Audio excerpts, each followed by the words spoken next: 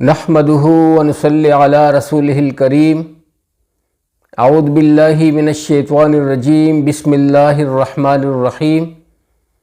میرے پیارے بھائیوں، بزرگوں، دوستوں اور پیاری بہنوں، السلام علیکم ورحمۃ اللہ وبرکاتہ۔ سدا خوش رہیں اور ہمیشہ پھولوں کی طرح مسکراتے رہیں، آمین ثم آمین۔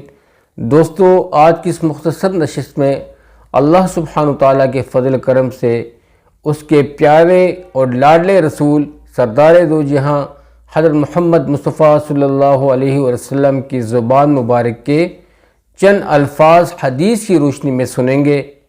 بہت ہی بابرکت الفاظ ہیں، روشن مستقبل کی ضمانت ہیں۔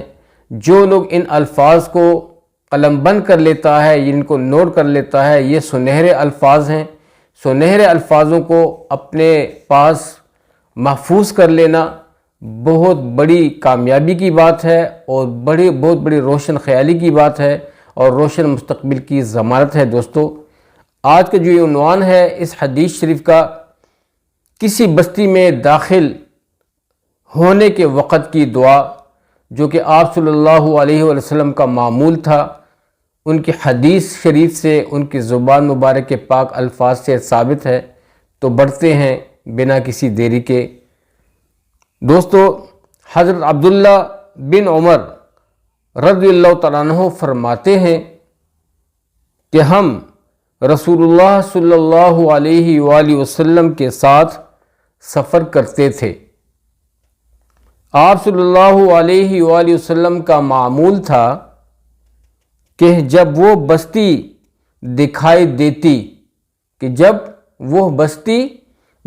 دیتی جس میں آپ صلی اللہ علیہ وآلہ وسلم جانے کا ارادہ رکھتے تو پہلے 3 دفعہ کہتے، اللہم بارک لنا فیہا، اللہم بارک لنا فیہا، اللہم بارک لنا فیہا۔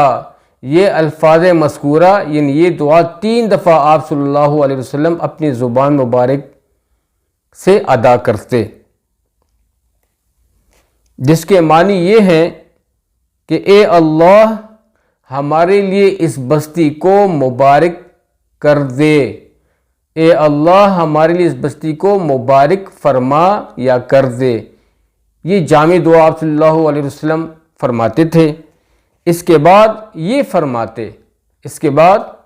یہ الفاظ، یہ دعا فرماتے، اللہم ارزقنا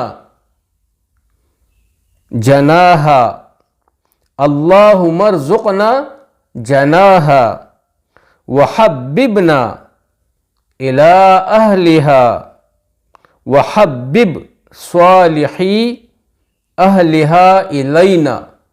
دوستو، یہ الفاظ مذکورہ ایک بار پھر سن لیجئے۔ اللہم ارزقنا جناحا وحببنا الی اہلہا وحبب صالحی اہلہا الینا۔ امید ہے اسکرین پہ بھی یہ دعا چل رہی ہوگی یا آپ کو دکھائی دے رہی ہوگی، اس سے آپ یہ دعا لازمی یاد کر لیجئے گا۔ اس کا مفہوم ہے، اے اللہ جل جلالہ، اس بستی کی اچھی پیداوار کو ہمارا رزق بنا اور ہماری محبت اس بستی والوں کے دل میں ڈال دے، اور اس میں جو تیرے صالح بندے ہوں ان کی محبت ہمارے دلوں میں پیدا فرما، ہمارے دلوں میں ان کی محبت پیدا فرما دے۔ بحوالہ حدیث نمبر المعجم الارشد للطبرانی میں اس حدیث شریف کا حوالہ ہے 4755۔ دوستو، کہنے کا مقصد یہ ہے کہ ایک ٹھوس اور آپ صلی اللہ علیہ وسلم سے ثابت حدیث آپ لوگوں کے سامنے رکھی جائے اور آپ لوگ اسے سن کر مستفید ہوں۔ اسٹار گو ٹی وی کی جانب سے جتنے بھی پروگرام پیش ہوتے ہیں، کوشش ہوتی ہے کہ وہ 110% تو کیا، بالکل اس میں خد و خالی شک کا نہ ہو، بالکل ٹھوس بات ہو، ٹھوس حدیث ہو۔ تو دوستو، آپ نے یہ حدیث سنی کہ آپ صلی اللہ علیہ وسلم کی سنت کیا تھی، کس طریقے سے جب وہ چلتے تھے اور جب وہ بستی میں پہنچتے تھے کیا عمل ہوتا تھا، اس کے بعد کون سی دعا کرتے تھے، اس بستی کا رزق، وہاں پہ جو چیز مشہور ہوتی تھی، جو اچھے پاک رزق ہوتا تھا، اس کا حاصل کرنے کے لیے کون سی دعا ہوتی تھی، وہاں پہ جو صالح لوگ تھے ان کے ساتھ مل بیٹھنے کی کیا دعا ہوتی تھی۔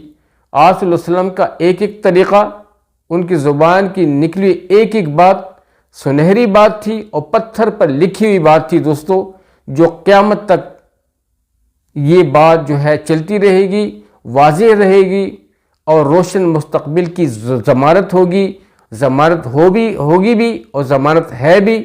جو لوگ ان حدیث کو اپنی زندگی کا شیوا بناتے ہیں اور بڑھتے ہیں اس کی روشنی میں اپنی زندگی کو ڈھال دیتے ہیں، ایسے لوگ کبھی بھی اپنی سوسائٹی میں مار نہیں کھاتے، کیونکہ ان کے سردار دو جہاں حضرت محمد صلی اللہ علیہ وسلم بھی اس سوسائٹی میں پلے بڑھے اور وہ سرخرو ہوئے، قیامت تک سرخرو رہیں گے، قیامت تک لوگ ان پر بہت ہی ادب کے ساتھ درود بھیجیں گے۔